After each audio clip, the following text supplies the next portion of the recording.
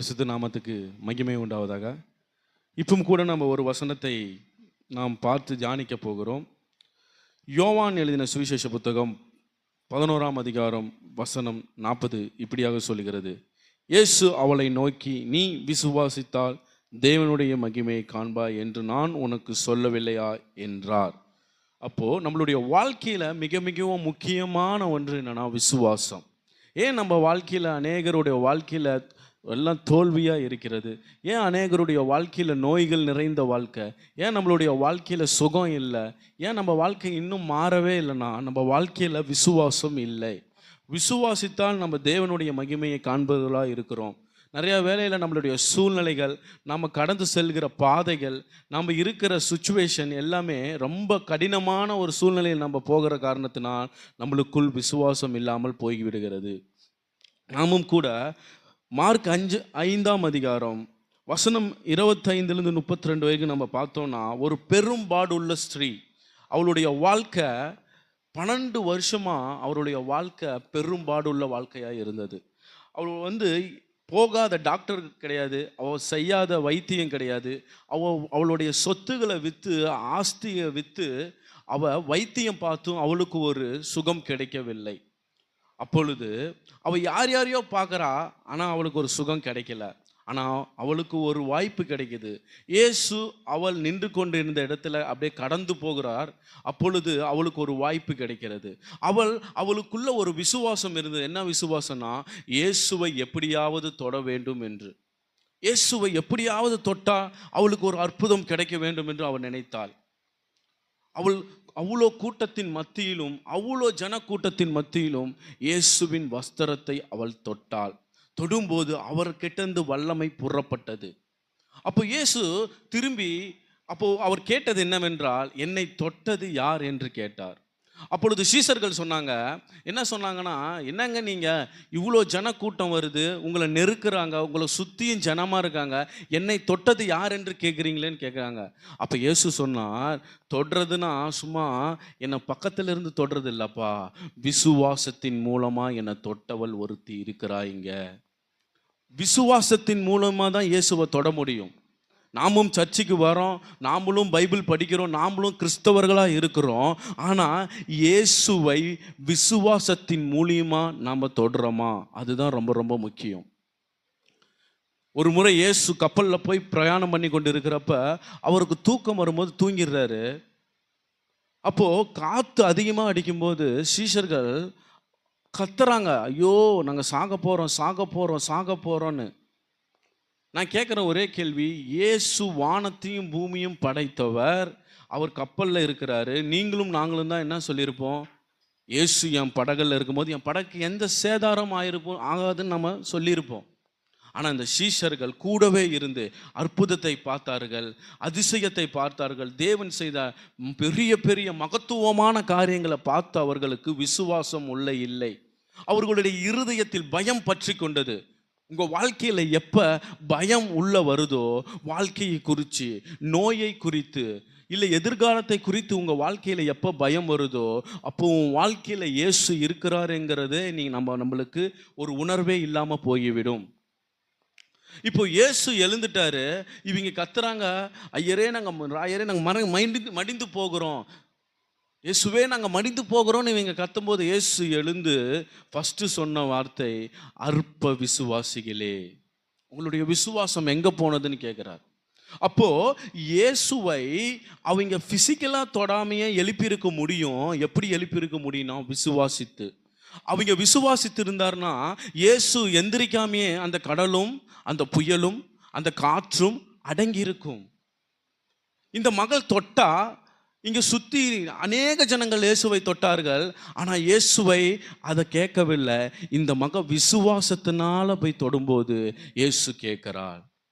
அது வரைக்கும் அவள் ஒரு தூரத்தில் இருந்தா, அவ்வளோ கூட்டத்தின் மத்தியில் அவள் ஒரு நபராக கூட கருதப்படவில்லை. ஆனால் எப்போ அவள் விசுவாசத்தினால தொட்டாலோ அதுக்கப்புறம் இயேசு அவளை தேட ஆரம்பித்தார். இயேசு அவளை தேட ஆரம்பித்தார், யார் என்னை தொட்டதென்று.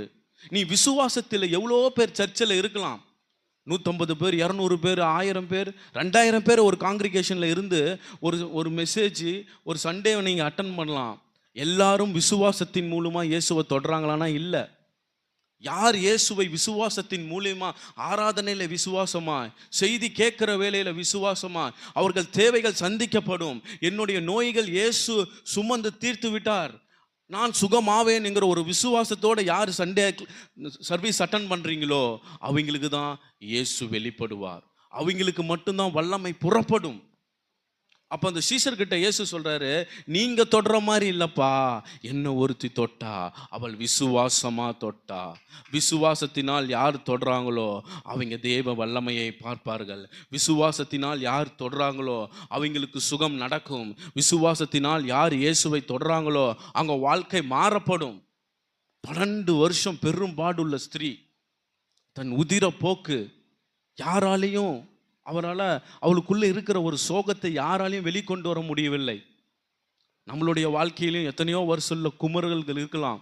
எனக்கு யாரும் இல்லையே, எனக்கு இந்த நோய் இருக்குது, இந்த நோயிலிருந்து என்னை யார் விடுவிப்பா, என் சொந்த பந்தங்க கூட எனக்கு உதவ மாட்டேங்கிறாங்களே, காசு தண்ணி மாதிரி செலவாகுது, எனக்கு ஒரு விடுதலை இல்லையா, எனக்கு ஒரு சுகம் இல்லையா, நீ ஏங்கி கொண்டு இருக்கலாம். நான் இன்னைக்கு சொல்லுகிறேன், உன்னை சுகமளிக்க ஒருவர் உண்டு. அவர்தான் கர்த்தராகிய இயேசு கிறிஸ்து. மருத்துவரின் அறிக்கையை சிலுவையின் இரத்தம் மாற்றும். இயேசு கிறிஸ்துவின் தழும்புகளால் நீங்கள் சுகமாகிறீர். உங்களுடைய நோய்களுக்கு, உங்களுடைய பாடுகளுக்கு, உங்களுடைய சாபங்களுக்காக, உங்களுடைய அக்கிரமங்களுக்காக, உங்களுடைய பரம்பரையாக வருகிற சாப கட்டுகளுக்காக, உங்கள் வாழ்க்கையில் இருக்கிற எல்லா தீரா நோய்களுக்காகவும் இயேசு 2000 வருஷத்துக்கு முன்னாகவே சிலுவையில் அவர் சுமந்து வெற்றி சிறந்தார்.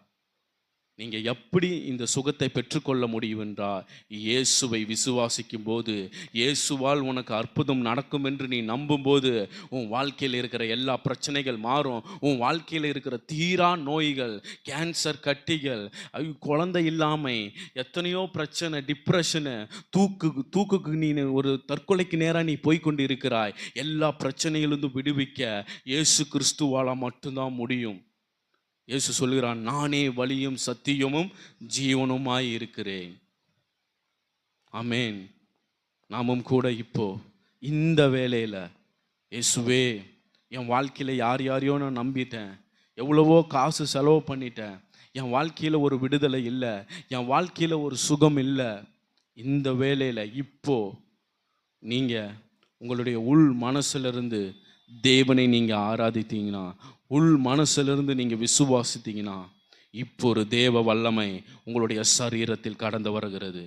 ஒரு தேவ வல்லமை உச்சம் தலைமுதல் உள்ளங்கால் வரை பாய்ந்து வருகிறது. சுகம் அளிக்கிற வல்லமை, தீராத கேன்சர் கட்டிகள் மறைகிறது.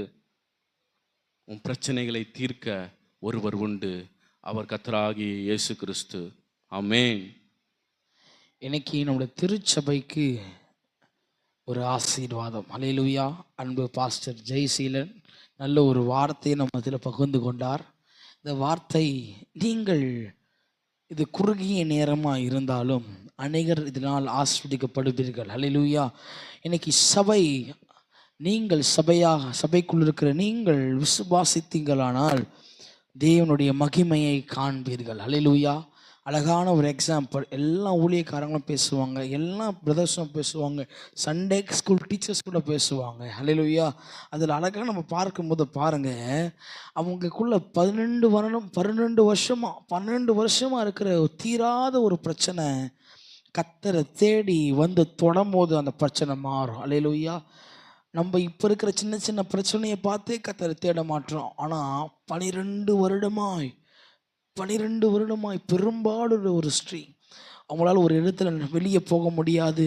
அந்த காலகட்டத்தில் வெளியே போனாலும் அநேகர் அவங்களை எதிர்ப்பாங்க. ஏன்னா அது ஒரு அசுத்தமான காரியம்னு சொல்லிட்டு அது எதிர்ப்பாங்க. ஆனால் அவள் அந்த எதிர்ப்பை பார்க்கல.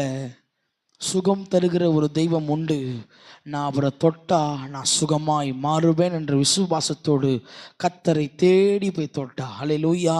சத்தமாக சொல்லுங்களேன். இன்னைக்கு நீங்கள் கர்த்தராக தேவனை தொட்டு விசுவாசத்தோடு தொட்டிங்கன்னா உடைய மகிமையை நீங்கள் காண்பீர்கள். ஹல்லேலூயா. சத்தமா சொல்லுங்கள். அப்படியே விசுவாசத்தினால அவர் சுகமாய் மாறினாள். இன்னைக்கு எந்த விஷயம் உங்கள் கூடாரத்தில், எந்த விஷயம் உங்களோட வீட்டில், எந்த விஷயம் உங்களோட பிஸ்னஸில், எந்த விஷயம் நீங்கள் செய்கிற தொழிலில் ஒரு வளர்ச்சியோ ஒரு இருக்கலாம், ஆனால் கர்த்தரை நீங்கள் விசுவாசத்தோடு தொடும்போது எங்கே வளர்ச்சி இல்லையோ, எங்கே ஒரு மேன்மை இல்லை, எங்களது வளர்ச்சி ஒரு மகிமை இல்லையோ, கர்த்தர் தேவன் அந்த இடத்துல ஒரு மகிமையை உண்டு பண்ண அவர் கிருபை உள்ளவராக இருக்கிறார். ஹல்லேலூயா. சத்தமாக சொல்லுங்கள். நல்ல ஒரு வார்த்தை நம்ம கேட்டோம். விசுவாசத்தோடு கர்த்தரை தேடுங்க, விசுவாசத்தோடு கூட உறவுல இருங்க, விசுவாசத்தோடு ஆண்டவர் நீங்கள் தேடும்போது அவரை நீங்கள் தொட்டு, ஏன்னா வஸ்திரத்தின் ஓரம் தொட்டாச்சு நான் சுகமாகணும்னு அவர் விசுவாசத்தினால தான் ஆண்டுடைய வஸ்திரத்தை தொட்ட உடனே ஒரு வல்லமை அவள் மேலே அவள் மேலே கடந்து போனது. ஹல்லேலூயா. அந்த வல்லமையினால பூரண சுகத்தை அவள் இன்னைக்கு தேவ வல்லமை உன்னை தேடி வரணும்னா, ஆண்டுடைய வல்லமை உன் கூடாரத்தில் வரணும்னா, நீ கர்த்தரை நீ தொட்டும் போது, விசுவாசத்தோடு நீ தொடும்போது ஒரு மகிமை, ஒரு பவர், ஒரு வல்லமை உன்னுடைய வீடின் மேலே, உன் மேலே, உன் குடும்பத்தின் மேலே அது வந்து இறங்கி உன்னுடைய பலவீனத்திலிருந்து கர்த்தராக தேவன் உன்னை தூக்கி எடுக்க அவர் கிருபை உள்ளவராக இருக்கிறார். ஹல்லேலூயா. ஒரு சில தலைகளை தாழ்த்தி அருமையான வார்த்தை, இந்த வார்த்தை ஒவ்வொரு பிள்ளைகளுக்கும் புரோஜனமாய் மாறி இருக்கு நான் விசுவாசிக்கிறேன். அப்படியே கண்களை மூடி ஆண்டவராக தேவனை நோக்கி பார்ப்போம். எங்களை அருமையான நேசிக்கிறீங்க அன்பு தகப்பனே. அன்பு நல்ல வார்த்தைக்காக நாங்கள் ஜெபிக்கிறோம். ஆண்டவரே, இன்னைக்கு எங்களுடைய சபைக்கு ஏற்ற வார்த்தை ஆண்டவர் விசுவாசத்தினால ஆண்டவர் நீதிமான் பிழைப்பான். ஆண்டவர் இந்த விசுவாசம் இல்லாமை அநேக ஜனங்கள் ஆண்டவரே அப்பா நிறைய ஆசீர்வாதம், நிறைய நன்மைகள், நல்ல உயர்வுகளை இழந்திருக்கிறார்கள். ஆனால் கர்த்தராகிய தேவன் இன்னைக்கு உம்மை ஆண்டவரே, உண்மை ஆண்டவர் விசுவாசத்தோடு உங்கள் முகத்தை பார்க்க, உண்மை ஆண்டவரே அப்போ உங்கள் பிரசனத்தில் ஆண்டவரே மூழ்கி இருக்க வந்திருக்கிற ஒவ்வொரு பிள்ளைகளையும் கர்த்தராகிய தேவன் அவங்களுடைய விசுவாசத்தின்படி பெருகி பழக, பெருகி உயர கர்த்தராகிய தேவன் கிருபை செய்வீராக. அன்பு ஆண்டவரே, ஊழியரை கொண்டு அருமையாய் பேசினீர் ஆண்டவரே. இன்னும் உங்கள் ஊழியரை கர்த்தர் வல்லமையாய் பயன்படுத்தும். அநேக தேசங்களுக்கு, அநேக பட்டணத்துக்கு கர்த்தர் நீர் கொண்டு போவீராக.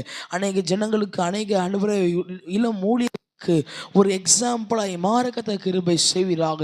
ஆண்டவரே, இந்த யூடியூப் சேனல் வாலியாய் ஆண்டவரே பார்க்கிற ஒவ்வொரு உள்ளங்களுக்கும், ஒவ்வொரு பிள்ளைகளுக்கும் உடைய வார்த்தை மகிமையை கத்த நீர் உண்டு பண்ணுவீராக ராஜா. ஆண்டவரே, விசேஷமாய் ஆண்டவரே இந்த ஜீசஸ் ஜெனரேஷன் ஆண்டவரே இந்த யூடியூப் சேனல் அநேகருக்கு ஆசீர்வாதமாய் மாறப்புற தெய்வக்காக நாங்கள் துதிக்கிறோம். பிதா, குமாரன், பரிசுத்த ஆவியினாலே நாங்கள் வேண்டி செபிக்கிறோம் பரலோக பிதாவே. ஆமென்.